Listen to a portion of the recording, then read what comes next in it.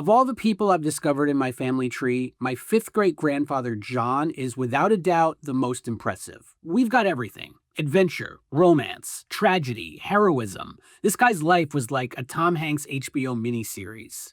John Garthwait Sr. served as a private with the New Jersey Militia's 2nd Regiment in the American Revolution. In late 1776, he arrived in Morristown, where he helped to build New Jersey's famous Fort Nonsense. In 1777, he saw action in the battles of Short Hills, Brandywine, and Germantown, before ending the year wintering in Valley Forge with George Washington. Heard of him? He's this guy. But just after fighting in the Battle of Monmouth, what was intended to be a brief respite from danger would profoundly alter John's life forever and trigger a butterfly effect that 200 years later resulted in the birth of me. In the latter half of 1778, when the 2nd Regiment was stationed near his hometown of Elizabeth, John obtained permission for he and his buddy Martin to take a short leave. This leave would prove far shorter than either of them intended, as they encountered a British foraging party just up the road from Martin's home. John managed to evade capture and escaped, but not before witnessing his friend Martin being dragged to the home he shared with his wife and hanged from his own porch.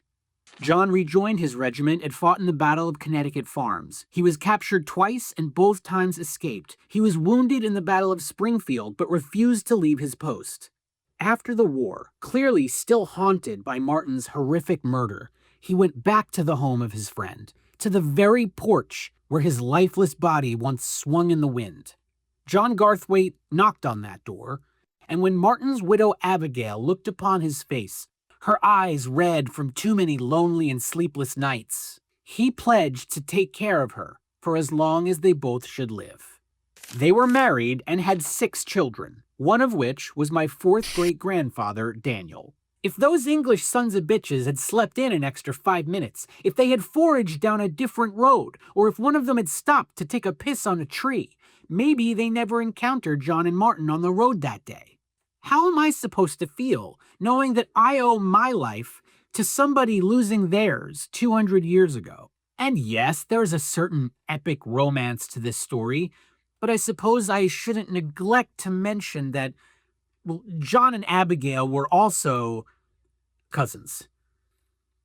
It's still a sweet story. John and Abigail's burial location is unknown, so I don't have a photo of their headstones. But in the interest of ending on a high note, I do have a photo of a headstone, and it belongs to Paul and Edith Assman.